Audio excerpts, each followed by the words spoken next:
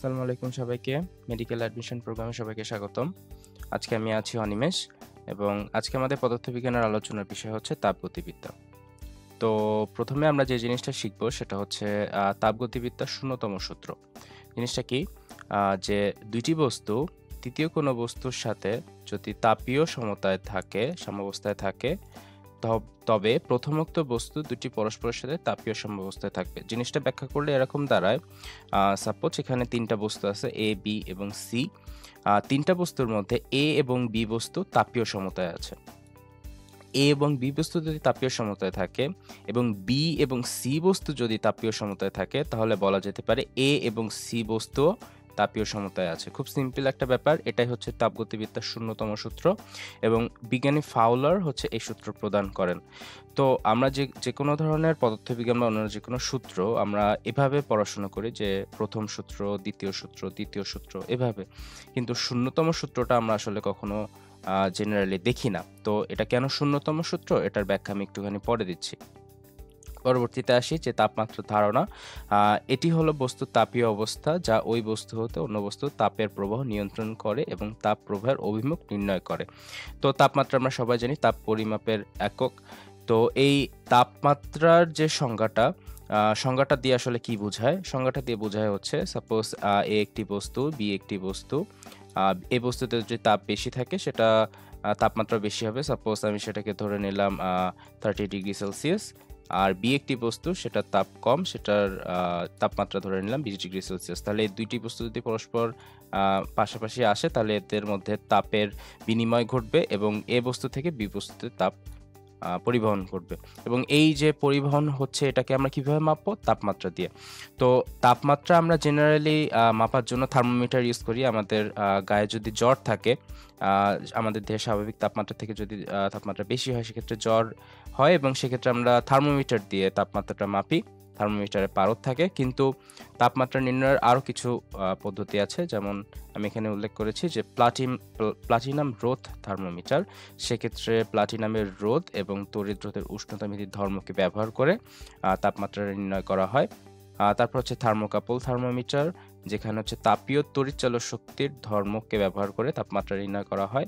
এবং বিকিরণ পাইরোমিটার, যেখানে উত্তপ্ত বস্তুর বিকিরণ ধর্মকে কাজে লাগিয়ে তাপমাত্রাটা নির্ণয় করা হয়। এবং তাপমাত্রার যে আমাদের এককগুলো আছে সেলসিয়াস, ফারেনহাইট এবং কেলভিন, ইন্টারন্যাশনাল স্ট্যান্ডার্ড হচ্ছে একক হচ্ছে কেলভিন। এই তিনটার মধ্যে সম্পর্কটা কেমন?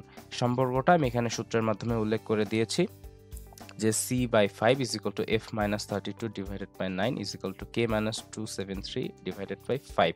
এটা হচ্ছে তাদের মধ্যকার সূত্র। এই সূত্রের মাধ্যমে দিয়ে কোনো বস্তুর তাপমাত্রা যদি সেলসিয়াসে প্রকাশ করা থাকে সেটা কেলভিনে কনভার্ট করা যাবে বা ফারেনহাইটে কনভার্ট করা যাবে বা ভাইস ভার্সা। আচ্ছা, এরপরে আমরা যে জিনিসটা আসবো সেটা হচ্ছে ত্রৈধ বিন্দু বা ট্রিপল পয়েন্ট। এই জিনিসটা আসলে কি? যে একটি নির্দিষ্ট চাপে যে তাপমাত্রায় কোনো পদার্থ কঠিন, তরল ও বায়বীয় রূপে সাম্যাবস্থায় থাকে তাকে ওই পদার্থের ত্রৈধ বিন্দু বলে। মানে একটা সার্টেন মোমেন্টে আমরা যদি পানির কথা চিন্তা করি, পানি বাষ্প থাকবে, পানি তরল থাকবে, পানি আবার বরফ হিসেবেও থাকবে। তো এরকম একটা তাপমাত্রা বা পানির ত্রৈধ বিন্দু হচ্ছে 273.16 কেলভিন।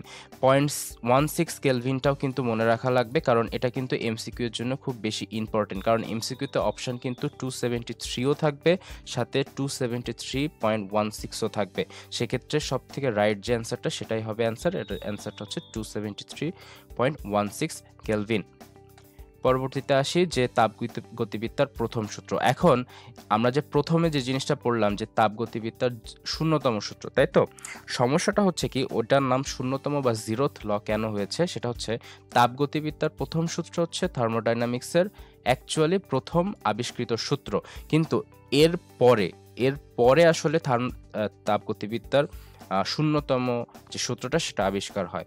এখন এই তাপগতিবিদ্যার প্রথম সূত্রের পরপরই কিন্তু তাপগতিবিদ্যার দ্বিতীয় সূত্র আবিষ্কার হয়ে যায়। তো ওই একটা জেনারেলাইজ কনসেপ্ট যে দুইটি বস্তু পাশাপাশি থাকলে তৃতীয় বস্তু যদি তাদের সংস্পর্শে থাকে তাহলেও তাদের মধ্যে তাপীয় সাম্যাবস্থা থাকবে। এই যে সিম্পল কনসেপ্টটা, এটা আসলে তাপগতিবিদ্যার প্রথম সূত্রেরও আগে চিন্তা করা উচিত ছিল। তো এজন্য বিজ্ঞানীরা আর প্রথম সূত্র দ্বিতীয় সূত্রকে না পাল্টে ওই সূত্রটাকে শূন্যতম সূত্র হিসাবে নাম দেন। তো এটাই হচ্ছে শূন্যতম সূত্র আসলে নামকরণের প্রধান উদ্দেশ্য। তো আমরা প্রথম সূত্র নিয়ে পড়াশোনা করি এখন, যে যখন কোনো কাজ সম্পূর্ণরূপে তাপে বা তাপ সম্পূর্ণরূপে কাজে রূপান্তরিত হয় তখন কাজ ও তাপের পারস্পরের সমানুপাতিক হয়, অর্থাৎ W is proportional to Q. Q হচ্ছে তাপ, W হচ্ছে কাজ। আর এই প্রপোর্শনাল সাইনটা ওঠানোর জন্য আমরা একটা ধ্রুবক ব্যবহার করব। ধ্রুবকটা হচ্ছে জে কে বলা হচ্ছে তাপের যান্ত্রিক সমতা বা জুল তুল্যাঙ্ক।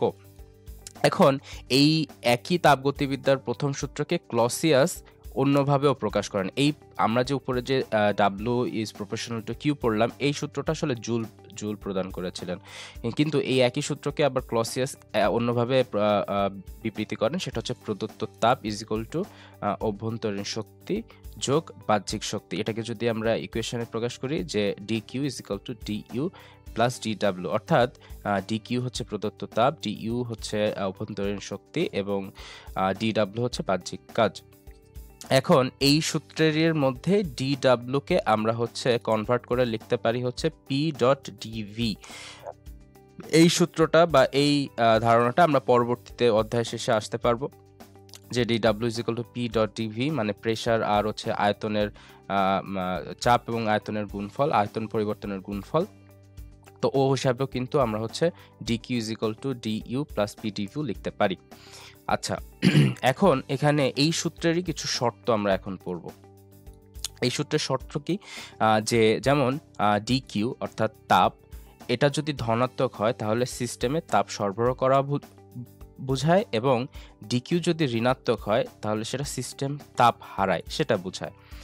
এরপরে সিস্টেমের আভ্যন্তরীণ শক্তি যদি বৃদ্ধি পায় তাহলে du হবে হচ্ছে ধনাত্মক, আর হচ্ছে সিস্টেমের অভ্যন্তরীণ শক্তি যদি হ্রাস পায় তাহলে du হবে হচ্ছে ঋণাত্মক। এরপরে dw, সিস্টেম দ্বারা কাজ হলে dw হবে হচ্ছে ধনাত্মক, সিস্টেমের উপরে কাজ হলে dw হবে ঋণাত্মক। তার মানে সাপোজ একটা প্রেসার কুকার, এই প্রেসার কুকারের ভিতরে যে তাপ সৃষ্টি হচ্ছিল তা ভিতর থেকেই তার ঢাকনাটাকে হচ্ছে সরিয়ে দেওয়ার চেষ্টা করছে, তাহলে এক্ষেত্রে সিস্টেম নিজে কাজ করছে, সেক্ষেত্রে dw হবে হচ্ছে ধনাত্মক। আর আমি যদি ঠিক অপোজিট সাইড থেকে আমি যদি প্রেসার ক্রিয়েট করে ঢাকনিটাকে বন্ধ করে রাখতে চাই, সেটার মানে হচ্ছে আমি বাইরে থেকে সিস্টেমের উপরে কাজ করছি, সেটার মানে হবে dw ইজ ইকুয়াল টু ঋণাত্মক। তো পরবর্তীতে আসি মেয়ারের প্রকল্প। এই যে অভ্যন্তরীণ শক্তি আমরা পড়ছি, এই অভ্যন্তরীণ শক্তি বলতে আসলে কি বোঝায়? তো মেয়ারের প্রকল্প বা হাইপোথিসিস, তিনি বলেছিলেন যে নির্দিষ্ট পরিমাণ গ্যাসের অভ্যন্তরীণ শক্তি শুধুমাত্র এর তাপমাত্রার উপরে নির্ভর করবে। তার মানে তাপমাত্রা যদি বাড়ে তাহলে অভ্যন্তরীণ শক্তিও বাড়বে। এছাড়া পরবর্তী প্রকল্পের বাকি অংশটুকু কি, এরা চাপ বা আয়তনের উপর নির্ভর করবে না, অর্থাৎ একটা গ্যাসের অভ্যন্তরীণ শক্তি শুধুমাত্র তাপমাত্রার উপরে নির্ভর করবে। তাপমাত্রা বাড়লে অভ্যন্তরীণ শক্তি বাড়বে, তাপমাত্রা কমলে অভ্যন্তরীণ শক্তিও কমবে। পরবর্তীতে আসি যে তাপীয় সিস্টেম। তিন ধরনের সিস্টেম সম্পর্কে আমরা পড়ব। একটা হচ্ছে উন্মুক্ত সিস্টেম, বদ্ধ সিস্টেম এবং বিচ্ছিন্ন সিস্টেম। আচ্ছা, এটার জন্য আমরা একটা আবারও সেই প্রেসার কুকারের কথা চিন্তা করি। প্রেসার কুকার এরকম ঢাকনি দিয়ে বন্ধ করা আছে, তাই তো? আর এই প্রেসার কুকার গার্ড দেওয়ার জন্য বাইরে আর একটা আমার হচ্ছে চেম্বার আছে। আচ্ছা, প্রথম যে সিস্টেমটা সম্পর্কে কথা বলবো সেটা হচ্ছে বদ্ধ সিস্টেম। এখানে কি বলছে, শুধু শক্তি বিনিময় হতে পারে। তার মানে প্রেসার কুকারের ভিতরে আমি রান্না করছি, এখান থেকে তাপ বের হচ্ছে, তাপটা এই কন্টেইনারে বাইরেও যেতে পারছে, বাট প্রেসার কুকারের ভিতরে যে কন্টেন্টগুলো ছিল হয়তো বা সেটা খাবার বা পানি, সেটা বাইরে বের হতে পারছে না, কারণ এখানে চেম্বার দিয়ে পুরোটা সিলড অফ। এজন্য এটাকে বলতেছে বদ্ধ সিস্টেম, যেখানে শুধুমাত্র শক্তির বিনিময় হতে পারবে। আচ্ছা, এখন এই বাইরের কন্টেইনারটা যদি আমি এখানে খুলে দিই তাহলে কি দাঁড়াবে? বাইরের কন্টেইনারটা যদি খুলে দিলাম, সাথে আমি হচ্ছে আমি এই প্রেসার কুকারের ঢাকনিটাও খুলে দিলাম, তাহলে কি হয়? তাহলে হবে কি, যে প্রেসার কুকারের ভিতরে যে পার্টিকেলগুলো ছিল, সেটা হোক পানি বা অন্যান্য খাবার পার্টিকেল, সেটা কিন্তু যখন উপর নিচ থেকে তাপ দিচ্ছি সেটাও কিন্তু বাইরে চলে যাবে। তাহলে এখানে কি হচ্ছে, প্রেসার কুকার তো তাপ হারাচ্ছেই, সাথে সাথে প্রেসার কুকারের ভিতরে যে ভরটা ছিল সেটাও আমরা কিন্তু আলটিমেটলি হারিয়ে যাচ্ছি। গরম পানি যদি আমি তাপ দিই, বাষ্প হয়ে সে উড়ে যাবে, আলটিমেটলি ভিতরে তাপ ভরটা কমে যাবে। তাহলে এটাকে বলতেছে হচ্ছে উন্মুক্ত সিস্টেম, যেখানে ভর এবং শক্তি উভয় বিনিময় হতে পারে। আচ্ছা, বিচ্ছিন্ন সিস্টেম মানে কি? বিচ্ছিন্ন সিস্টেম মানে এমন একটা চেম্বার, সাপোজ এই আমরা যদি আবারও দেখি, প্রেসার কুকারটা এরকম সিলড অফ করে দিলাম এবং প্রেসার কুকারের বাইরে দিয়ে একটা কন্টেইনার দিলাম, যে কন্টেইনার ভিতর থেকে তাপ বা ভর কোনো কিছুই পাস করতে পারে না। তাহলে এরকম একটা সিস্টেমকে বলবো হচ্ছে বিচ্ছিন্ন সিস্টেম, যেখান থেকে শক্তিও পাস করতে পারবে না আর ভরও পাস করতে পারবে না। তাহলে এটাকে বলবো হচ্ছে বিচ্ছিন্ন সিস্টেম। তাহলে আবারও বলি, বদ্ধ সিস্টেম হচ্ছে শুধু শক্তি বিনিময় হতে পারে, উন্মুক্ত সিস্টেম হচ্ছে ভর ও শক্তি উভয় বিনিময় হতে পারে, বিচ্ছিন্ন সিস্টেম হচ্ছে কোনো কিছু বিনিময় হতে পারে না। পরবর্তীতে আসি, তাপগতীয় পরিবর্তন। মোট 4 ধরনের পরিবর্তন আমরা দেখতে পাবো। প্রথমটা হচ্ছে সমষ্ণ পরিবর্তন, রুদ্ধতাপ পরিবর্তন, সম আয়তন পরিবর্তন, সমচাপ পরিবর্তন। এখন পরের 3টা সম্পর্কে বলি। রুদ্ধ তাপীয়, তাই তো? তার মানে এখানে তাপ পরিবর্তন হবে না। পরেরটা আসি সম আয়তন, তাহলে এখানে সমান আয়তন, তার মানে এখানে আয়তন পরিবর্তন হবে না। পরেরটা আসি সমচাপ, এখানে চাপ পরিবর্তন হবে না, তাই তো? তাদের নামের সাথে কিন্তু তাদের কোন অবস্থার পরিবর্তন হচ্ছে বা হচ্ছে না সেটা কিন্তু খুব ইজিলি বোঝা যায়। আচ্ছা, সমষ্ণ পরিবর্তন এই জিনিস আসলে কি? দেখো, আমি ইংরেজি টার্মটাও এখানে উল্লেখ করেছি, আইসোথার্মাল চেঞ্জ। তার মানে আইসো কথার মানে হচ্ছে একই, থার্মাল কথার মানে হচ্ছে তাপমাত্রা। তাহলে যে বিক্রিয়ায় তাপমাত্রাটা কনস্ট্যান্ট থাকবে বা তাপমাত্রা পরিবর্তন হবে না, তাদেরকে বলবে হচ্ছে সমষ্ণ পরিবর্তন। এখন একটু আগে আমরা মেয়ার্স হাইপোথিসিস পড়লাম না? মেয়ার্স হাইপোথিসিসে কি ছিল, যে তাপমাত্রার সাথে ডাইরেক্টলি সম্পর্ক থাকবে হচ্ছে গ্যাসের অন্তস্থ শক্তির সাথে, তাই তো? তার মানে গ্যাসের যে অভ্যন্তরীণ শক্তি সেটা তাপমাত্রার উপরে সম্পূর্ণ নির্ভরশীল। তাহলে সমষ্ণ পরিবর্তনে যদি তাপমাত্রাটাই পরিবর্তন না হয়, তাহলে সেখানে অভ্যন্তরীণ শক্তিও পরিবর্তন হবে না। আবারও বলি, সমষ্ণ পরিবর্তন বলতে বোঝায় যে পরিবর্তনে তাপমাত্রার কোনো পরিবর্তন হয় না। আর মেয়ার হাইপোথিসিস অনুযায়ী তাপমাত্রা সম্পূর্ণরূপে অভ্যন্তরীণ শক্তির উপরে নির্ভরশীল। তাপমাত্রা পরিবর্তন না হওয়া মানে অভ্যন্তরীণ শক্তিও পরিবর্তন না হওয়া, তার মানে একই থাকবে। তো এগুলো গেল হচ্ছে তাপগতীয় পরিবর্তনের 4টা ধাপ। পরবর্তীতে আসি যে তাপগতিবিদ্যার প্রথম সূত্রের ব্যবহার। আচ্ছা, প্রথম সূত্রটা আসলে কি ছিল সেটা আসলে লিখি এখানে, dq is equal to du plus হচ্ছে dw, তাই তো? এখন 4টা বিক্রিয়ার কথা আমরা এখানে চিন্তা করি। সমষ্ণ প্রক্রিয়া, যেখানে আমার তাপমাত্রার পরিবর্তন হচ্ছিল না। তাপমাত্রা যদি পরিবর্তন না হয়, আমার অভ্যন্তরীণ শক্তির কোনো পরিবর্তন হবে না, তার মানে du is equal to 0 হয়ে যাবে। তার মানে আমি সিস্টেমের উপরে যাই তাপ দিব না কেন, সেটাই আলটিমেটলি শক্তি হিসাবে বা কাজ হিসাবে আমরা আউটপুটটা পাবো। তাহলে পরবর্তীতে আসি, পরবর্তী থেকে রুদ্ধতাপীয়, তাই তো? রুদ্ধতাপীয় প্রক্রিয়া কি দেখা যাচ্ছে, যে তাপটা পরিবর্তন হবে না। যদি তাপ পরিবর্তন না হয়, তাহলে dq is equal to 0 হবে। তার মানে du আমার হচ্ছে plus dw is equal to 0 হবে, তাই তো? আমি যদি এটা ডান পাশে নিয়ে আসি, তাহলে dw is equal to minus du। তার মানে কি বোঝাচ্ছে, যে যখন রুদ্ধতাপীয় প্রক্রিয়া চলবে, তখন সিস্টেমের ভিতরে যেহেতু তাপের পরিবর্তন হচ্ছে না, তাহলে সিস্টেমের আভ্যন্তরীণ যে শক্তি সেটা ব্যবহৃত হয়ে আলটিমেটলি আমার হচ্ছে কাজটা সম্পন্ন হবে। এখন আভ্যন্তরীণ শক্তি ব্যবহৃত হয়ে যদি কাজ সম্পন্ন হয়, সেক্ষেত্রে আভ্যন্তরীণ শক্তির পরিমাণ কমতে থাকবে। আর আভ্যন্তরীণ শক্তির পরিমাণ কমা মানেই তাপমাত্রার পরিমাণ কিন্তু কমা। তার মানে সেক্ষেত্রে সিস্টেম যখন নিজে কাজ করবে, তখন সেক্ষেত্রে সিস্টেমটা ঠান্ডা হয়ে যাবে। আবার যদি আমি উল্টা ব্যাখ্যাটা করি, সেটা হচ্ছে আমার কাজটা হবে ঋণাত্মক, কিন্তু অভ্যন্তরীণ শক্তি যদি পজিটিভ হয় সেক্ষেত্রে আসলে কি, সেক্ষেত্রে আমি যদি বাইরে থেকে একটা সিস্টেমের উপরে কাজ করি, সাপোজ এটা একটা সিস্টেম, আমি বাইরে থেকে প্রেসার দিয়ে সিস্টেমটাকে উপরে কাজ করাচ্ছি, তখন কি হবে, তখন আভ্যন্তরীণ শক্তির পরিবর্তনটা হবে ধনাত্মক।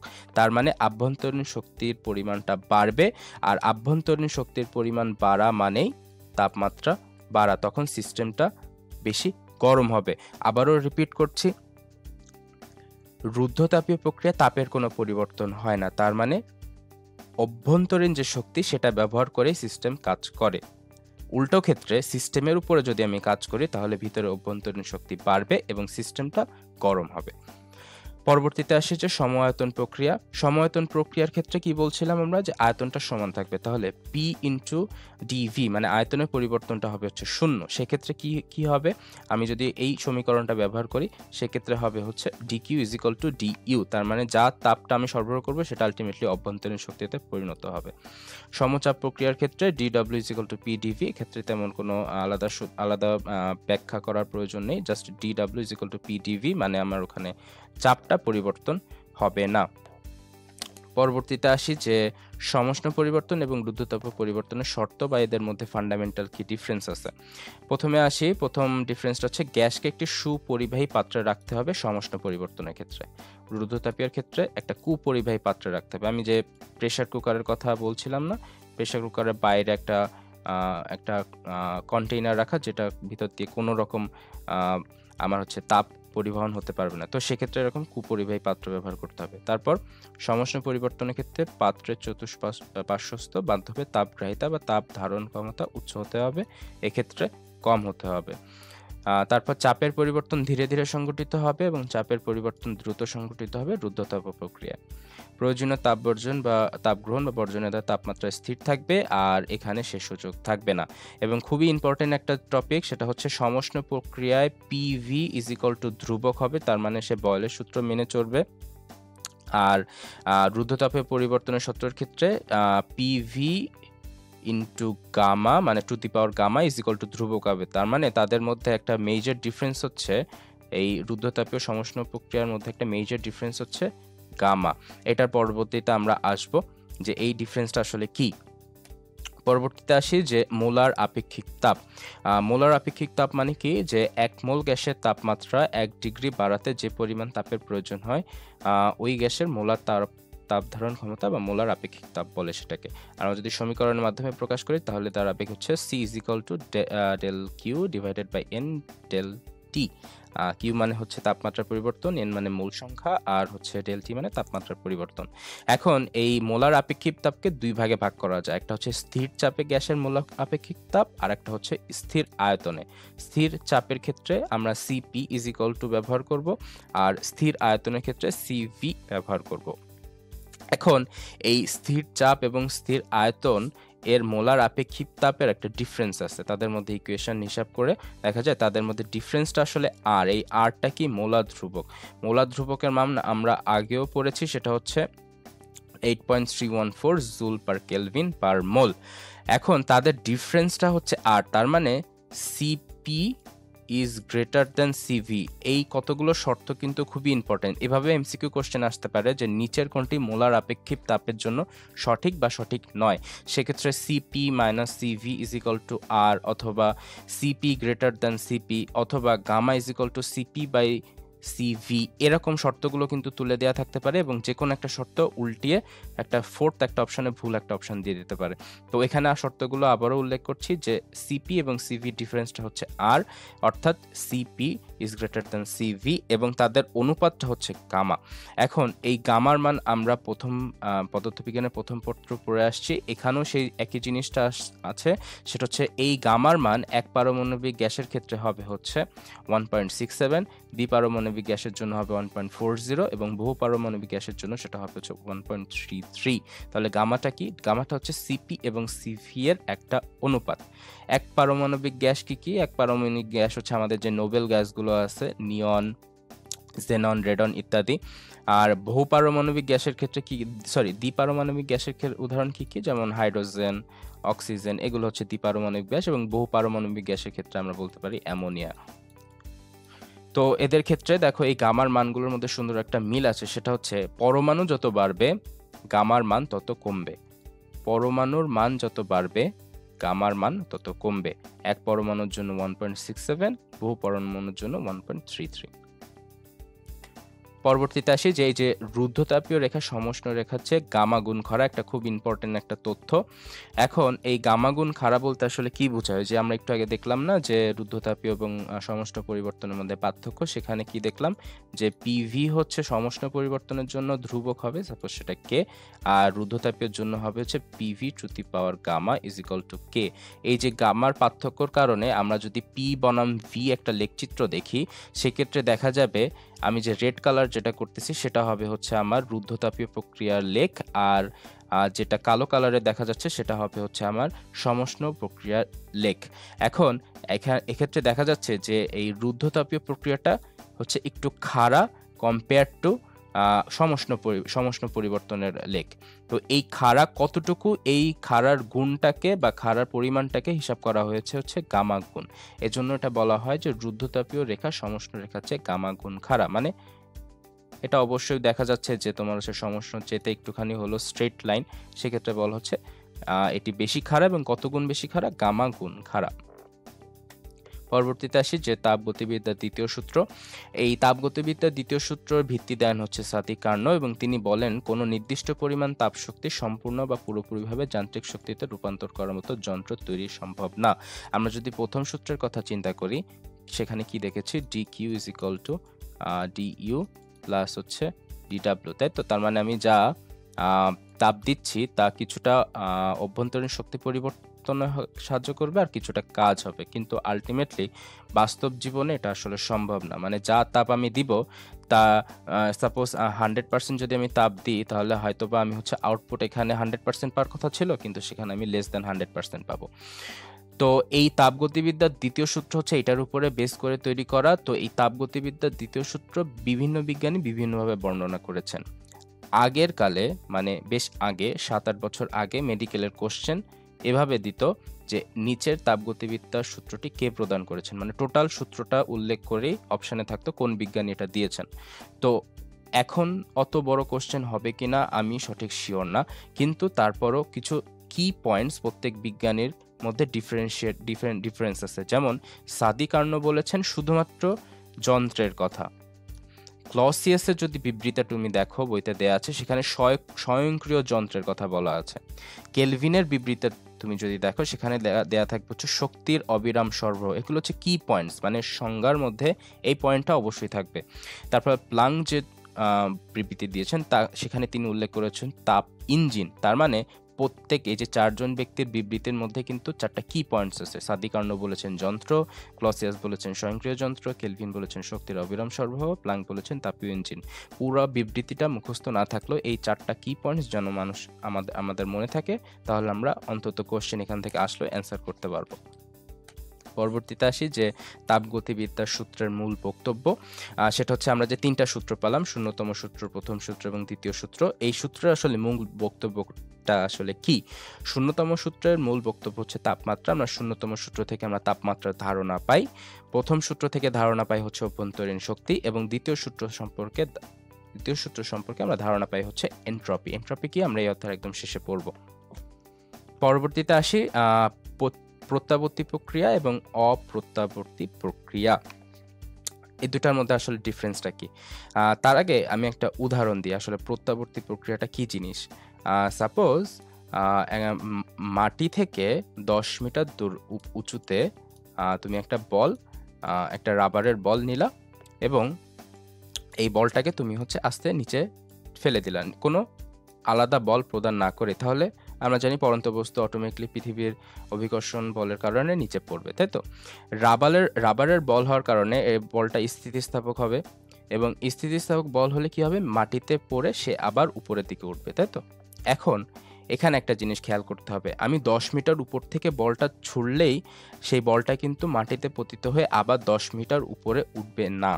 এটাই হচ্ছে আমাদের অ্যাকচুয়াল সত্যিকারের ঘটনা। কেন উপরে এক্স্যাক্টলি 10 মিটার উপরে উঠবে না? প্রথম কথা হলো যে বলটা আমরা ব্যবহার করব সেটা শতভাগ স্থিতিস্থাপক না। রাবার বা অন্য কোনো বস্তুই পৃথিবীর শতভাগ স্থিতিস্থাপক হতে পারে না। দ্বিতীয় কারণ, আমরা যে মাটিতে বলটা ফেলাচ্ছি সেখানে কিছু ঘর্ষণ কাজ করবে, সেখানে কিছু শব্দ তৈরি হবে, মানে ওই কনভার্সন, ওই শক্তিটা কনভার্ট হয়ে বিভিন্ন আলাদা আলাদা শক্তিতে পরিণত হবে, যার কারণে বলটা কিছু হলেও তার শক্তি ক্ষয় করবে। এই কারণে 10 মিটার উঁচু থেকে ছাড়া হলেও বলটা দেখা যাবে 9 মিটার বা তার থেকে কম উচ্চতায় আবার উপরে উঠতে পারছে। তাহলে এই যে ঘটনাটা, যে আমার বলটা আমি 10 মিটার উপর থেকে ছাড়লাম কিন্তু সেটা আবার স্থিতিস্থাপক হওয়া সত্ত্বেও আমার হচ্ছে পুরা 10 মিটার উপরে উঠলো না, এই যে ঘটনাটা, এটাকে বলতেছে হচ্ছে অপ্রত্যাবর্তী প্রক্রিয়া। যদি ওই বলটা 10 মিটার উপর থেকে ফেলানোর পরও 10 মিটারই উপরে উঠতো, তখন সেই ঘটনাটাকে বলতে হচ্ছে প্রতিবর্তী ক্রিয়া। তাহলে প্রতিবর্তী এবং অপ্রতিবর্তী প্রক্রিয়ার আমার একটা উদাহরণের মাধ্যমে বোঝানোর চেষ্টা করলাম। তাহলে এই দুইটার মধ্যে আসলে মেজর ডিফারেন্সটা কি? ডিফারেন্সটা হচ্ছে প্রতিবর্তী প্রক্রিয়া অবশ্যই ধীরে ধীরে হতে হবে এবং এখানে কোনো অপচয় শক্তি সৃষ্টি হয় না। অপচয় শক্তি বলতে কি বোঝাচ্ছে আমি পরবর্তীতে লিখে দিয়েছি। তো এখানে অপ্রতিবর্তী প্রক্রিয়ার ক্ষেত্রে কি হবে? দ্রুত ঘটতে হবে, হঠাৎ এবং স্বতঃস্ফূর্তভাবে ঘটবে, কখনোই প্রাথমিক অবস্থায় ফিরে যায় না, যেটা আমি বলের কথা বললাম 10 মিটার উপর দিয়ে ছুড়লে কখনোই 10 মিটার উপরে উঠবে না। আর এখানে অস্থিতিস্থাপকতা, সান্দ্রতা, ঘর্ষণ, বৈদ্যুতিক রোধ, চুম্বকীয় হিস্টেরিসিস কাজ করবে। এই যে অপচয় শক্তির কথা বললাম না, এই অপচয় শক্তিগুলো হচ্ছে এটা, মানে একটা অপ্রত্যাবর্তী প্রক্রিয়ায় এই ঘটনাগুলো অবশ্যই বিদ্যমান। কি কি? অস্থিতিস্থাপকতা, সান্দ্রতা, ঘর্ষণ, বৈদ্যুতিক রোধ, চুম্বকীয় হিস্টেরিসিস। এখান থেকে খুব সুন্দর এমসিকিউ কোশ্চেন তৈরি করা যেতে পারে, সেটা হচ্ছে নিচের কোনটি অপ্রতিবর্তী প্রক্রিয়ার ঘটনা বা ঘটনা নয়? সেক্ষেত্রে অস্থিতিস্থাপকতা, সান্দ্রতা, ঘর্ষণ, বৈদ্যুতিক রোধ, চুম্বকীয় হিস্টেরিসিস উল্লেখ করা যেতে পারে। তাহলে এই প্রত্যাবর্তী প্রক্রিয়ার একটা ঘটনা হচ্ছে স্থিতিস্থাপকতা।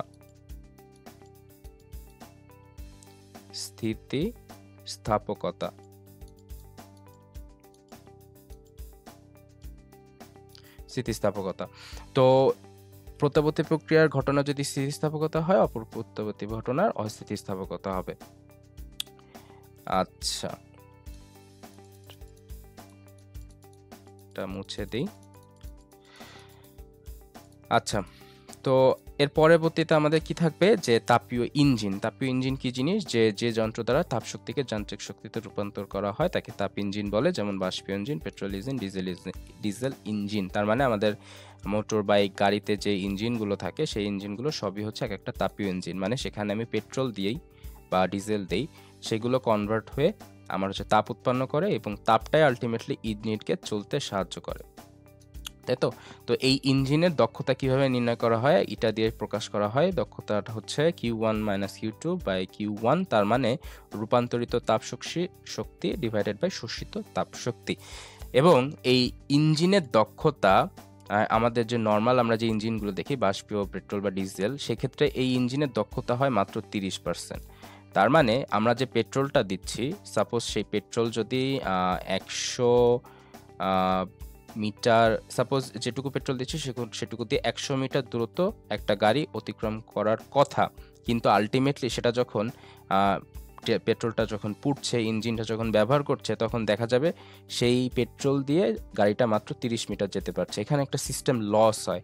এই পেট্রোলটা যখন শক্তিতে রূপান্তরিত হয়, সেখান থেকে যখন আমার ইঞ্জিনের কাজ শুরু হয়, সেখানে ঘর্ষণ এবং অন্যান্য শক্তিতে আসলে এই তাপশক্তিটা কনভার্ট হয়ে যায়, সেক্ষেত্রে আমার সিস্টেম লস হয়।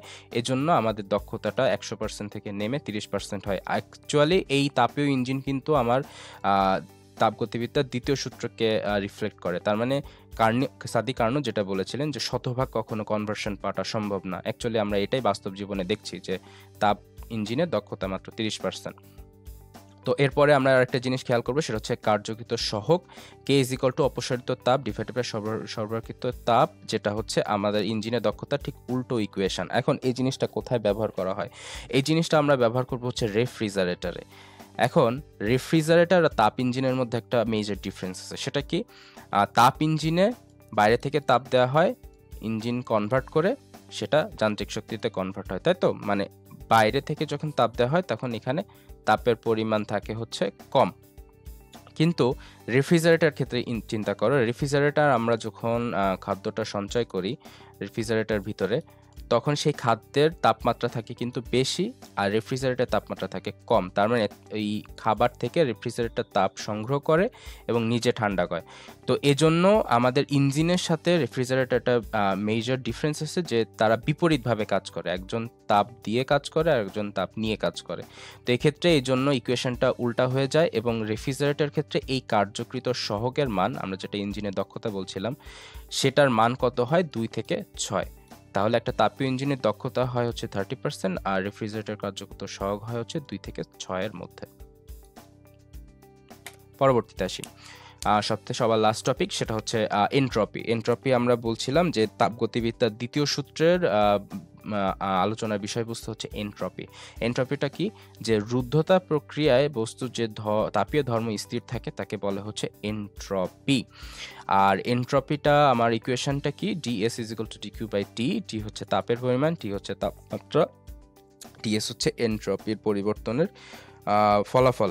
এখন এনট্রপিটা আমি হচ্ছে একটা উক্তির মাধ্যমে ব্যাখ্যা করছি, সেটা হচ্ছে পৃথিবীর তাপীয় মৃত্যু। জিনিসটা কি?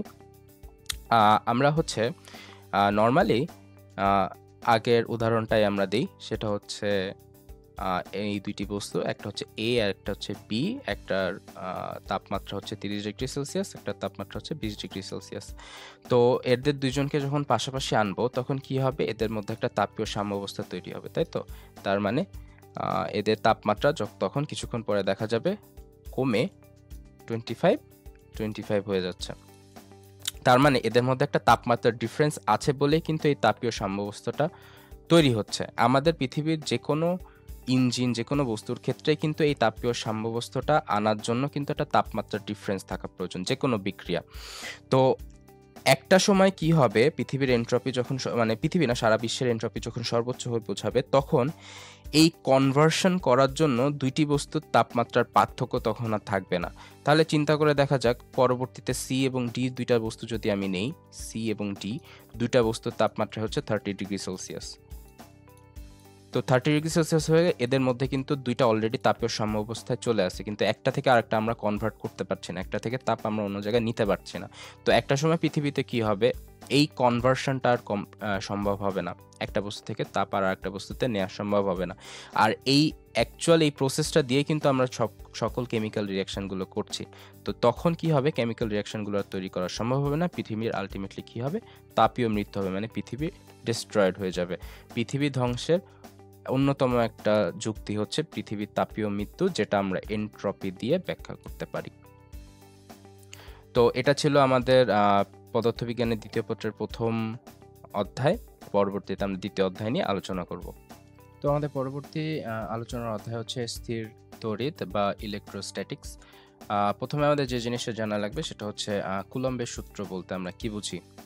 কুলম্বের সূত্রটা যদি বিবৃতি করি তাহলে এমন দাঁড়ায় যে কোনো একটি নির্দিষ্ট মাধ্যমে দুটি বিন্দু চার্জের মধ্যে ক্রিয়াশীল আকর্ষণ বা বিকর্ষণ বলের মান চার্জ দুটির গুণফলের সমানুপাতিক অথবা চার্জ দুটির মধ্যবর্তী দূরত্বের বর্গের ব্যস্তানুপাতিক। এখন এই বল এবং এই বল একটা সরলরেখা বরাবর ক্রিয়া করে। তার মানে আমি যদি দুইটা চার্জের কথা চিন্তা করি, দুইটা চার্জ, একটা Q1 একটা হচ্ছে Q2, এবং তাদের মধ্যে দূরত্ব যদি d হয়, তাহলে তাদের মধ্যবর্তী যে বল, সেটা আকর্ষণ বা বিকর্ষণ বল যে কোনোটাই হতে পারে, সেটার সমীকরণ হবে হচ্ছে বলের তাদের চার্জের গুণফলের সমানুপাতিক, অর্থাৎ বলটা হবে চার্জের গুণফলের সমানুপাতিক অথবা দূরত্বের বর্গের ব্যস্তানুপাতিক। d বা r যেটাই আমি প্রকাশ করি না কেন, সেটা হবে 1/r² বা d², যেটাই হোক না কেন। তো এই সূত্রটাকে যদি আমি একত্রিতভাবে লিখি, সেটাকে দাঁড়ায় হচ্ছে F = এই সমানুপাতিক চিহ্নটাকে সরানোর জন্য আমাদের একটা ধ্রুবক লাগে, ধ্রুবকটা হচ্ছে k। F = k × Q1 Q2/r², এবং এই k এর মানটা হবে হচ্ছে 1/4πε0। এখন 1/4πε। তো এই এপসাইলনটা আসলে কি? এপসাইলনটা হচ্ছে শূন্যস্থানের ভেদনযোগ্যতার মান, সেটা হচ্ছে আমি এখানে উল্লেখ করেছি যে 8.854 × 10⁻⁻12 coulomb square per newton per metre square. তো এটা হচ্ছে এই ধ্রুবকের এপসাইলনের মান, এবং টোটাল 1/4 পাই এপসাইলনের মানটা হবে হচ্ছে 9 × 10⁹ newton metre square per coulomb square. তো এই সূত্রটা কিন্তু আমরা এই মহাকর্ষ সূত্রের সাথে কিন্তু ব্যাখ্যা করতে পারি। মহাকর্ষ সূত্রটা আসলে কি ছিল? g × m1 m2 divided by r square. তার মানে তাদেরও ভরের গুণফল এর সমানুপাতিক এবং মধ্যবর্তী দূরত্বের বর্গের ব্যস্তানুপাতিক, এবং সেক্ষেত্রে আমাদের g বা সার্বজনীন মহাকর্ষ ধ্রুবক সেখানে g ছিল, এখানে সেই ধ্রুবকটা হচ্ছে 1/4 পাই এপসাইলন। আচ্ছা, এখন এই দুইটা চার্জের মধ্যকার আকর্ষণ বা বিকর্ষণ বলের মান নির্ভর করে আসলে কির উপরে? চার্জ দুটির পরিমাপ, চার্জ দুটির মধ্যবর্তী দূরত্ব এবং চার্জ দুটির মধ্যবর্তী মাধ্যম। এই তিনটা জিনিসের উপরে নির্ভর করে, এবং খুব সুন্দরভাবে এখান থেকে কিন্তু একটা এমসিকিউ কোশ্চেন তৈরি করা যেতে পারে যে নিচের কোনটি কুলম্বের সূত্রের আকর্ষণ বা বিকর্ষণ বলের জন্য প্রযোজ্য নয়। এখন একটা জিনিস বলে রাখা ভালো, চার্জের ক্ষেত্রে মহাকর্ষের ক্ষেত্রে যে জিনিসটা ছিল সেটা হচ্ছে দুইটি বস্তু অবশ্যই মহাকর্ষ বলে আকর্ষণ করবে, সেখানে বিকর্ষণ কোনো বলের কথা ছিল না। কিন্তু আমরা চার্জের ক্ষেত্রে জানি যে ধনাত্মক চার্জ এবং ঋণাত্মক চার্জ একে অপরকে আকর্ষণ করে, এবং ধনাত্মক চার্জ এবং ধনাত্মক চার্জ অথবা ঋণাত্মক চার্জ এবং ঋণাত্মক চার্জ একে অপরকে বিকর্ষণ করে। তার মানে সমচার্জ একে অপরকে বিকর্ষণ করে, বিপরীত চার্জ একে অপরকে আকর্ষণ করে। তো এই ক্ষেত্রে কুলম্বের সূত্রটা আকর্ষণ বল হতে পারে, বিকর্ষণ বল হতে পারে, সেটা চার্জের প্রকৃতির উপরে নির্ভর করবে। পরবর্তীতে আসি যে চার্জের কোয়ান্টায়ন। চার্জের কোয়ান্টায়ন বলতে কি বোঝায়? যে প্রকৃতিতে ভগ্নাংশ চার্জের কোনো অস্তিত্ব নেই। তো এই ভগ্নাংশ চার্জ বলতে কি বোঝায়?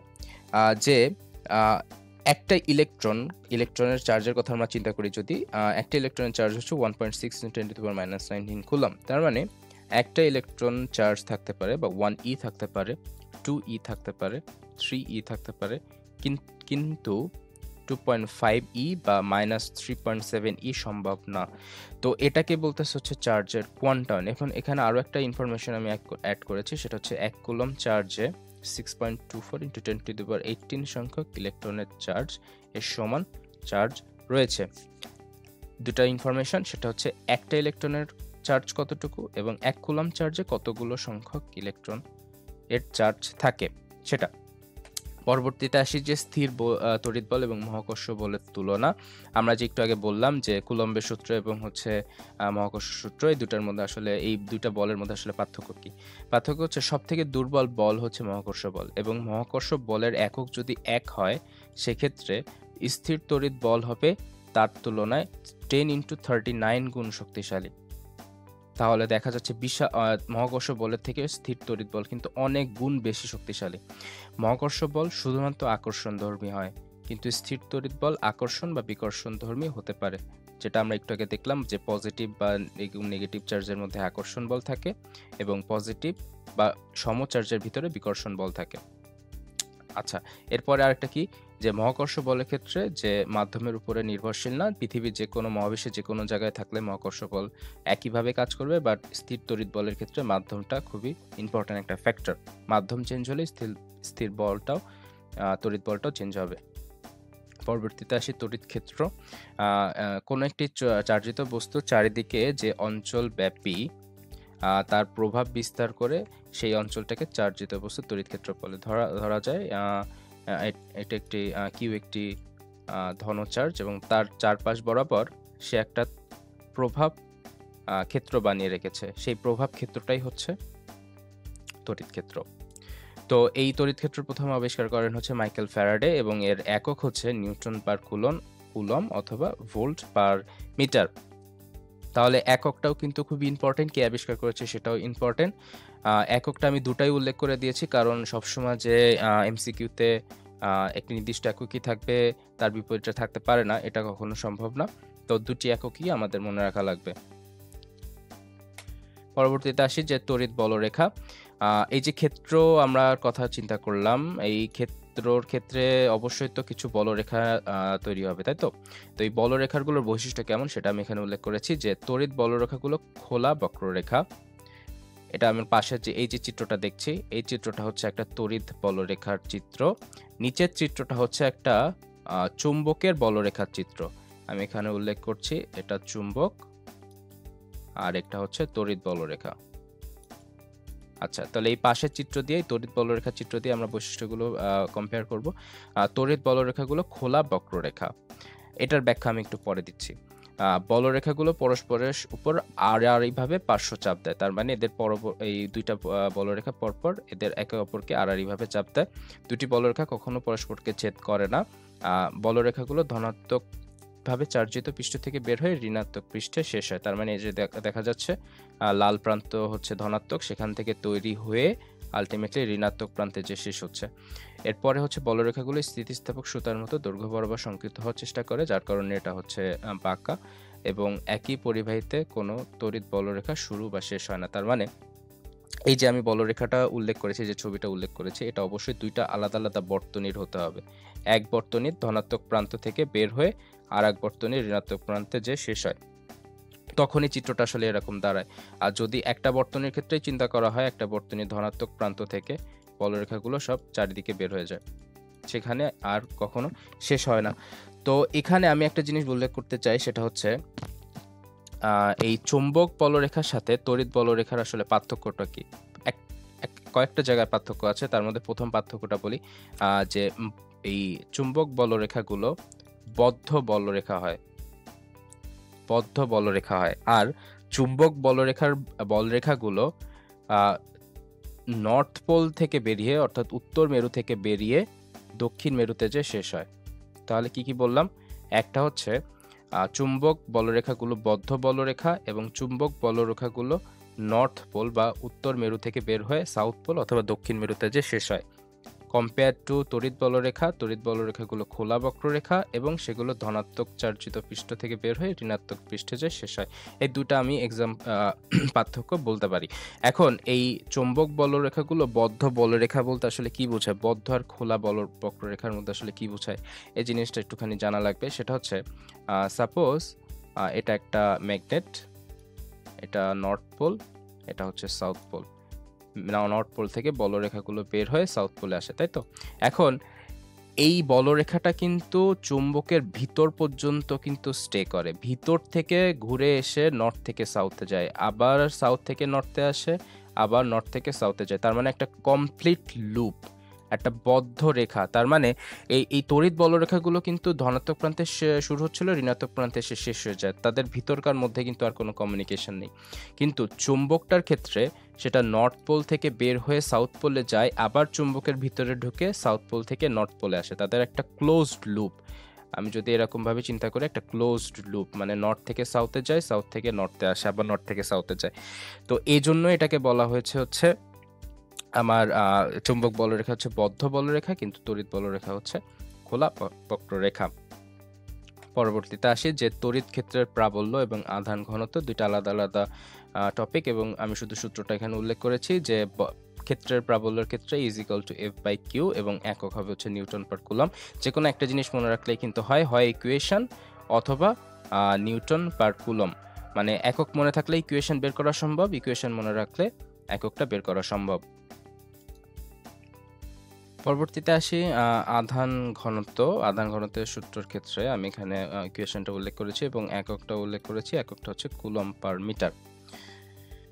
পরবর্তীতে আসি তড়িৎ বিভবের ক্ষেত্রে V/W/Q, অর্থাৎ তার একক হচ্ছে জুল পার কুলম অথবা ভোল্ট। আমরা নর্মালি ভোল্টাই ব্যবহার করি, কিন্তু তারপরও তড়িৎ বিভবের আরেকটা একক যে জুল পার কুলম, এটার জন্য আমরা ভুলে না যাই। তড়িৎ প্রাবল্যের ক্ষেত্রে -d/r(V), সেটা সূত্র চার্জগ্রস্ত গোলকের পৃষ্ঠে বা অভ্যন্তরে বিভব V=1/4πε × Q/r, আর পৃষ্ঠে তড়িৎ প্রবল হচ্ছে = 1/4πε × Q/r²। তার মানে বিভব এবং প্রাবল্যের মধ্যে একটা r এর পার্থক্য আছে বা তাদের দূরত্বের পার্থক্য আছে। তো এটা গোলকের ক্ষেত্রে আর কি, তার ব্যাসার্ধের পার্থক্য। তো এখানে আমি দুটো ইম্পর্টেন্ট কথা লিখে দিয়েছি, সেটা হচ্ছে গোলকের ভেতর প্রাবল্য শূন্য, বিভব শূন্য নয়। তার মানে আমরা যদি একটা গোলক চিন্তা করি, এই গোলকের সকল প্রান্তে বিভবটা আমাদের কনসার্ন না, বিভবটা সব জায়গায় থাকবে, কিন্তু এদের প্রাবল্য যদি আমি হিসাব করতে চাই তাহলে অবশ্যই তাদের পৃষ্ঠে হিসাব করতে হবে। শুধুমাত্র পৃষ্ঠেই সেই গোলকের তড়িৎ প্রাবল্য পাওয়া যাবে, ভিতরে পাওয়া যাবে না। ভিতরে বিভবটা থাকবে কিন্তু ভিতরে প্রবল্য হবে হচ্ছে 0। শুধুমাত্র পৃষ্ঠেই এদের প্রবল্য পাওয়া যাবে এবং পৃথিবীর বিভব হচ্ছে 0। এটা হচ্ছে মেজারমেন্টের জন্য ব্যবহার করা হয়, মেজারমেন্টের সুবিধার্থে। আচ্ছা, তো আবারও বলি, গোলকের যদি কোনো গোলক কল্পনা করা হয় সেক্ষেত্রে ভিতরে প্রাবল্য হবে 0। প্রাবল্য হিসাব করা হয় অবশ্যই গোলকের পৃষ্ঠে, কিন্তু বিভবটা কখনো 0 হবে না। বিভব পৃষ্ঠে বা কেন্দ্রে সবখানে অবস্থান নিবে। পরবর্তীতে আসি যে তড়িৎ দ্বিমেরু। তড়িৎ দ্বিমেরু বলতে কি বোঝায়? যে দুইটি সমপরিমাণ কিন্তু বিপরীতধর্মী বিন্দু চার্জ পরস্পরের খুব কাছাকাছি অবস্থান করলে তাদের তড়িৎ দ্বিমেরু বলে। অর্থাৎ আমি যদি দুইটা বিন্দু এখানে কল্পনা করি, এ এবং বি, এ যদি ধনাত্মক চার্জ হয় এবং বি যদি ঋণাত্মক চার্জ হয়, তাহলে তাদের মধ্যবর্তী যে চার্জের চার্জ কাজ করবে সেটাকে বলবে হচ্ছে আমার তড়িৎ দ্বিমেরু। তো এই তড়িৎ দ্বিমেরুর উদাহরণের মধ্যে কি কি আছে দেখা যায়? পানি, ক্লোরোফর্ম, অ্যামোনিয়া। এখন পানির ক্ষেত্রে কি হয়? পানির ক্ষেত্রে আমার দুইটা হাইড্রোজেন বা একটা হাইড্রোজেনের কথাই আমরা চিন্তা করি। একটা হাইড্রোজেন পরমাণু আছে, তাই তো? একটা হাইড্রোজেন পরমাণুর কি থাকে? কেন্দ্রে থাকে হচ্ছে একটা প্রোটন এবং তাকে কেন্দ্র করে একটা ইলেকট্রন ঘুরতে থাকে, একটা মাত্র কক্ষপথ। তার মানে হাইড্রোজেন পরমাণুটা যদি আমরা আবারও দেখি, ভিতরে একটা ধনাত্মক চার্জ, বাইরে একটা ঋণাত্মক চার্জ, তাহলে তাদের মধ্যবর্তী দূরত্ব খুবই কম এবং তাদের মধ্যে যে ক্রিয়া কাজ করবে সেটাকে বলবে হচ্ছে তড়িৎ দ্বিমেরু। এদেরকে বলা হয় স্থায়ী তড়িৎ দ্বিমেরু। এটা খুব ইম্পর্টেন্ট একটা উদাহরণ, সেটা হচ্ছে স্থায়ী দ্বিমেরুর উদাহরণ নিচের কোনটি নয়? পানি, ক্লোরোফর্ম, অ্যামোনিয়া এবং অন্য একটা পরমাণু অণু এখানে কিন্তু অ্যাড করে দেওয়া যেতে পারে। এরপরে আসে তড়িৎ দ্বিমেরু ভ্রামক। এই তড়িৎ দ্বিমেরু ভ্রামকটা কি? যে কোনো একটি তড়িৎ দ্বিমেরু যখন একটি আধানের পরিমাণ এবং তাদের মধ্যবর্তী দূরত্বের গুণফলকে তড়িৎ দ্বিমেরু ভ্রামক বলে, যেটাকে বলা হয় পি দিয়ে প্রকাশ করা হয় এবং ইকুয়েশনটা হচ্ছে পি = কিউ × 2s/L। আর এই তড়িৎ দ্বিমেরু ভ্রামকের ক্ষেত্রে অভিমুখটা হবে ঋণ চার্জ থেকে ধন চার্জের দিকে, তার মানে ঋণাত্মক চার্জ থেকে ধনাত্মক চার্জের দিকে। পরবর্তীতে আসে যে ডাইইলেকট্রিক বা পরাবৈদ্যুতিক পদার্থ আসলে কি? যে অন্তরক বা অপরিবাহী তড়িৎ পরিবহন করে না কিন্তু বিদ্যুৎ ফলাফল প্রভাবিত করতে পারে, মানে অর্থাৎ আর কি তড়িৎ ক্ষেত্রে স্থাপন করলে এদের পৃষ্ঠতলে আবিষ্ট আধানের সৃষ্টি হয়, তাদেরকে ডাইইলেকট্রিক পদার্থ বলে। সহজ কথায় সেটা হচ্ছে তারা নিজেরা কোনো বিদ্যুৎ পরিবহন করবে না, কিন্তু তাদের মধ্যে যখন ইলেকট্রনগুলো আসবে সে এই ইলেকট্রনগুলোকে সহজ কথায় সঞ্চয় করে রাখবে। এদেরকে বলা হচ্ছে ডাইইলেকট্রিক বা পরাবৈদ্যুতিক পদার্থ। এরকম উদাহরণ কি কি আছে? মিথেন, পানি, মাইকা, প্লাস্টিক, অভ্র, সেরামিক, রাবার, অ্যাম্বার এবং কাঁচ। তো এই ডাইইলেকট্রিক পদার্থের মধ্যে একটা গুরুত্বপূর্ণ জিনিস হচ্ছে ডাইইলেকট্রিক বা পরাবৈদ্যুতিক ধ্রুবক, যেটাকে কে দিয়ে প্রকাশ করা হয় এবং কে এর অনুপাতটা হচ্ছে ε/ε0। তার মানে মাধ্যমের ভেদনযোগ্যতা এবং শূন্য মাধ্যমের ভেদনযোগ্যতা। এই ধ্রুবকের মান অবশ্যই 1-এর থেকে বেশি হতে হবে এবং আমি এখানে একটা উদাহরণ উল্লেখ করেছি। পানির ক্ষেত্রে পরাবৈদ্যুতিক ধ্রুবক হচ্ছে 20। এর কোনো একক থাকতেছে না, কারণ ভেদনযোগ্যতা দুটি একই রাশিতে আমরা অনুপাত করছি, এর কারণে এর কোনো অনুপাত নেই। তো এই পরবর্তীতে আমরা এই ডাইইলেকট্রিক পদার্থটা আসলে কেন জানলাম বা এটার প্র্যাকটিক্যাল অ্যাপ্লিকেশন কি সেটা শুনবো। সেটা হচ্ছে আমার ধারক। ধারক মানে কি? পরিবাহীতে চার্জ সঞ্চিত রাখার যান্ত্রিক প্রক্রিয়াকে ধারক বলে। ধারকের ইংরাজি ওয়ার্ডটা হচ্ছে ক্যাপাসিটর। আমরা ক্যাপাসিটর যে কোনো ইলেকট্রনিক যন্ত্রে আমরা শুনতে পাবো যে ক্যাপাসিটর ব্যবহার করা হয়। আসলে ক্যাপাসিটরটা আসলে কি সেটাই আমরা এখানে শিখব। আমরা যদি এই ছবিটার দিকে খেয়াল করি, এই ছবিটাতে কি দেখা যাচ্ছে? যে দুইটি ইলেকট্রিক প্লেট 1 এবং প্লেট 2, একদিকে হচ্ছে ঋণাত্মক চার্জ আর একদিকে ধনাত্মক চার্জ এবং মাঝখানে সবুজ রঙের একটা কালার দেখা যাচ্ছে বা কিছু সাবস্টেন্স ইউজ করা হয়েছে। এখানে ইউজ করা হয়েছে হচ্ছে ডাইইলেকট্রিক পদার্থ বা পরাবৈদ্যুতিক পদার্থ। এগুলো কি করবে? এগুলোকে চার্জ সঞ্চয় করে রাখবে। এই চার্জ সঞ্চয় করে রাখার জন্য এই ডাইইলেকট্রিক পদার্থগুলো ব্যবহার করা হয় এবং এই টোটাল আমার ফাংশনটাই হচ্ছে ধারক। তো এই ধারকের ধারকত্ব নির্ণয় সূত্র হচ্ছে C = Q/V। সি হচ্ছে ক্যাপাসিটরের ক্ষেত্রে সি ব্যবহার করা হয়, আর এই ধারকত্ব যখন গোলকের ক্ষেত্রে আমরা হিসাব করব সেক্ষেত্রে সূত্রটা হবে হচ্ছে C = 4πε0 আর আরটা হবে হচ্ছে গোলকের ব্যাসার্ধ। তো এটা খুব ইম্পর্টেন্ট একটা এমসিকিউ কোশ্চেন যে নর্মাল ধারক আর গোলক ধারকের ক্ষেত্রে ধারকত্ব নির্ণয়ের সূত্র কিন্তু আলাদা। গোলকের ক্ষেত্রে সে সূত্রটা হচ্ছে 4 এপসাইলন নট আর। আর এর একক হচ্ছে ফ্যারাড, কিন্তু এর মোর প্র্যাকটিক্যাল ইউজ হচ্ছে মাইক্রোফ্যারাড, কারণ ছোট ছোট মানের ধারকত্ব মান পাওয়া যায়, এই জন্য সেটাকে ব্যবহার মাইক্রোফ্যারাডটা হচ্ছে মোর প্র্যাকটিক্যাল। তো এই ধারকের ধারকত্ব আসলে কিভাবে বাড়ানো যায় আসলে, তো এটা হচ্ছে বাড়ানোর শর্তগুলো কি যে প্রথম শর্ত হচ্ছে ধারকের পৃষ্ঠের ক্ষেত্রফল বাড়িয়ে, তার মানে যে প্লেট 1 আর প্লেট 2 এর ক্ষেত্রফল বাড়িয়ে। তারপর হচ্ছে ধারকের পাতদ্বয়ের মধ্যকার দূরত্ব কমিয়ে, তার মানে যে মধ্যকার যে দূরত্ব দেখা যাচ্ছে দুইটা প্লেটের তাদের মধ্যবর্তী দূরত্ব কমিয়ে। পাতদ্বয়ের মধ্যে বেশি মানে ডাইলেকট্রিক ধ্রুবকের পদার্থের মাধ্যম স্থাপন করা, তার মানে যত বেশি পরাবৈদ্যুতিক ধ্রুবক যে ডাইলেকট্রিক পদার্থের বেশি হবে সেই বস্তু যদি আমি এখানে ইউজ করি তাহলে আমার ধারকত্বের মান বাড়বে। এবং 4 নম্বর শর্ত হচ্ছে পাতের যে কোনো একটিকে যদি ভূসংযোগ করা হয়, তার মানে যে কোনো প্লেট 1 বা প্লেট 2 কে যদি আমি মাটির সাথে স্থাপন করি, তো এটা হচ্ছে ধারকত্ব বাড়ানোর উপায়। এখন রিসেন্ট সময়ে মেডিকেলের কোশ্চেনগুলো অনেক শর্ট হয়, অ্যান্সার এবং অপশান এবং কোশ্চেনটার সবই কিন্তু শর্ট হয়। এজন্য কোশ্চেনটা এভাবে আসতে পারে যে ধারকের ধারকত্ব বাড়ানোর ক্ষেত্রে নিচের কোনটি সঠিক বা সঠিক নয়। সেক্ষেত্রে আমি যে রেড কালার করে দিয়েছি যে জিনিসগুলো, যে পয়েন্টগুলো, সেগুলো কিন্তু অপশানে আসতে পারে, যেমন কি পৃষ্ঠের ক্ষেত্রফল, মধ্যকার দূরত্ব, উচ্চ মানের ডাইলেকট্রিক ধ্রুবক ব্যবহার বা ভূসংযোগ। এই ছোট ছোট অপশানগুলো কিন্তু ক খ গ ঘতে তুলে দিতে পারে এবং যে কোনো একটা অপশান চেঞ্জ করে কিন্তু সুন্দর একটা এমসিকিউ কোশ্চেন তৈরি করা যেতে পারে এখান থেকে। পরবর্তীতে আসি যে ধারকের বিন্যাস। ধারকের বিন্যাসের ক্ষেত্রে দুইটি বিন্যাস আছে, একটা হচ্ছে শ্রেণী বা সিরিজ বিন্যাস এবং সমান্তরাল বিন্যাস। এবং সেক্ষেত্রে আমার টোটাল ধারকত্ব নির্ণয়ের যে সূত্র, সিরিজের ক্ষেত্রে আমার হচ্ছে ইনভার্সন থাকবে সবকিছুতে, সমান্তরালের ক্ষেত্রে নর্মাল যে বীজগণিতে যোগফল সেটা আর কি। এখানে একটা কমন কোশ্চেন থাকে, সেটা হচ্ছে যে ধারকের সিরিজ বা শ্রেণী বিন্যাস সমান্তরালের কত গুণ, বা সমান্তরালের থেকে শ্রেণী বা সিরিজ বিন্যাস কত গুণ, এরকম একটা কোশ্চেন থাকে।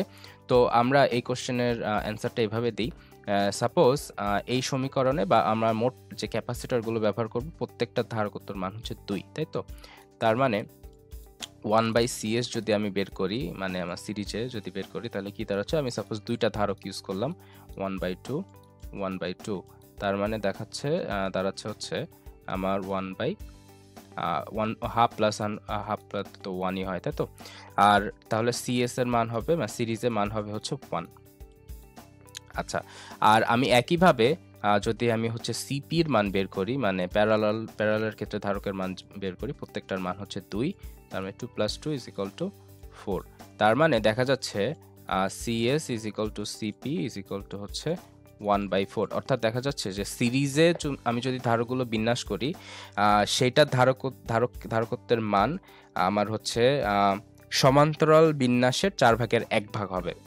তার মানে সমান্তরাল বিন্যাস সবসময় ধারকত্বের মান বেশি হবে। কত গুণ বেশি হবে? 4 গুণ। 4 গুণ। এটা খুব কমন একটা এমসিকিউ কোশ্চেন তোমার হচ্ছে আসতে পারে, আমি এখানে বুঝিয়ে দিলাম। এখানে তুমি যে কোনো মান নিতে পারো, 2 নিতে পারো, 3 নিতে পারো, 4 নিতে পারো, যে কোনো কিছুই নাও না কেন, আলটিমেটলি দেখা যাবে যে সিরিজ বিন্যাস বা শ্রেণী বিন্যাসের থেকে সমান্তরাল বিন্যাস 4 গুণ বেশি হচ্ছে। পরবর্তীতে আসি যে ধারকের স্থিতি বা সঞ্চিত শক্তির সূত্র, সেটা হচ্ছে potential energy, PE = 1/2 CV²। C মানে হচ্ছে ধারকত্ব, ভি হচ্ছে ভোল্ট। পরবর্তীতে আসি ধারকের ব্যবহার। ধারকের প্রকারভেদ আর কি, প্রকারভেদ বা ব্যবহার। প্রকারভেদের মধ্যে 4 ধরনের ধারক পাওয়া যায়: পরিবর্তীয় ধারক, স্থিরমান বা অভ্র, কাগজ ধারক এবং তড়িৎ বিশ্লেষক ধারক। তো এর মধ্যে কিছু জিনিস উল্লেখ করা প্রয়োজনীয়, সেটা হচ্ছে এই 4 ধরনের ধারকের মধ্যে 3টি ধারকের হচ্ছে বেতার যন্ত্রে ব্যবহার আছে। কি কি? পরিবর্তনীয় ধারক, স্থিরমান ধারক, তড়িৎ বিশ্লেষক ধারক। এই যে 3টা আমি মার্ক করলাম, এই 3টা হচ্ছে বেতারে ব্যবহার করা হয়। বেতারে ব্যবহার করা হয় কি কি? পরিবর্তীয় ধারক, স্থির বা অভ্র ধারক, আর হচ্ছে তড়িৎ বিশ্লেষক ধারক। আর এই কাগজ ধারকের একটা বিশেষ ব্যবহার আছে, সেটা হচ্ছে ইলেকট্রিক বর্তনীতে টিউনের কাজে। টিউন হচ্ছে ইলেকট্রিক বর্তনী, অবশ্যই ইলেকট্রিক বর্তনী। আর একটা স্পেসিফিক কাজ, সেটা হচ্ছে ট্যাঙ্ক সার্কিট। তার মানে এই চার প্রকার ধারকের মধ্যে আমার হচ্ছে এই কাগজ ধারকের একটা বিশেষ ব্যবহার আছে, সেটা হচ্ছে ইলেকট্রিক বর্তনীতে টিউন হিসাবে অথবা ট্যাঙ্ক সার্কিট হিসাবে। ট্যাঙ্ক সার্কিট হিসাবে কোন ধারক ব্যবহার করা হয়, খুব কমন একটা এমসিকিউ কোশ্চেন। এটা এভাবেও খুব প্রশ্ন আসতে পারে, অথবা এভাবেও প্রশ্ন আসতে পারে যে নিচের কোন ধারকটির আর বেতারে ব্যবহার নেই। সেক্ষেত্রে রাইট অ্যান্সার হবে হচ্ছে কাগজ ধারক। তো এরপরে আসি হচ্ছে ধারকের ব্যবহারের ক্ষেত্রে আমি এখানে উল্লেখ করেছি টেলিগ্রাফ, টেলিফোন, বেতারে টিউনিংয়ের কাজে, বৈদ্যুতিক পাখা জোরে ঘোরাবার জন্য। আমরা সবাই জানি কিছুদিন পরে দেখা যায় যে আমাদের বাসায় যে ইলেকট্রিক ফ্যানটা আছে, সিলিং ফ্যানটার হচ্ছে জোর কমে যাচ্ছে, মানে আগে যে পরিমাণ বাতাস দিত সে পরিমাণ বাতাস দিচ্ছে না বা জোরে ঘুরছে না। সেক্ষেত্রে আমরা কি করা হয়, ওই ফ্যানের এখানে দেখবে একটা সিলিন্ড্রিক্যাল আকারের একটা বস্তু পাওয়া যায়, ক্যাপাসিটর, ওটা চেঞ্জ করে দেওয়া হয়। তো এরপরে বিবর্তক যন্ত্র কাপলিংয়ের কাজে, বৈদ্যুতিক বর্তনীর চার্জিং ডিসচার্জিংয়ের কাজে, বৈদ্যুতিক বর্তনী ডিসি ব্লকিং হিসেবে, ফিল্টার সার্কিটে এবং স্পন্দকে হচ্ছে ধারক ব্যবহার করা হয়। ধারকের ব্যবহারও কিন্তু এমসিকিউর জন্য খুব ইম্পর্টেন্ট। পরবর্তীতে আসি সর্বশেষ টপিক, সেটা হচ্ছে গাউসের সূত্র। আমি গাউসের সূত্রের ইকুয়েশনটা জাস্ট এখানে উল্লেখ করেছি, d∅ E.ds, এবং একটা কথা এখানে উল্লেখ করেছি যে গাউস এবং টেসলার মধ্যে আসলে পরিমাণটা কি, যে 1 টেসলা = 10⁴ গাউস। এটাও কিন্তু এমসিকিউতে আসতে পারে যে 1 টেসলা = কত গাউস, অথবা এখানে গাউসের সূত্রটা আমি উল্লেখ করেছি, এটাও এমসিকিউতে আসতে পারে যে নিচের কোনটি গাউসের সূত্র হিসেবে প্রমাণিত হবে। তো এটাই ছিল আমাদের ফিজিক্সের পদার্থবিজ্ঞানের দ্বিতীয় পত্রের দ্বিতীয় অধ্যায়। পরবর্তীতে আবার অন্য কোনো অধ্যায় নিয়ে আলোচনা করব। ততদিন সবাই ভালো থাকবো। ধন্যবাদ।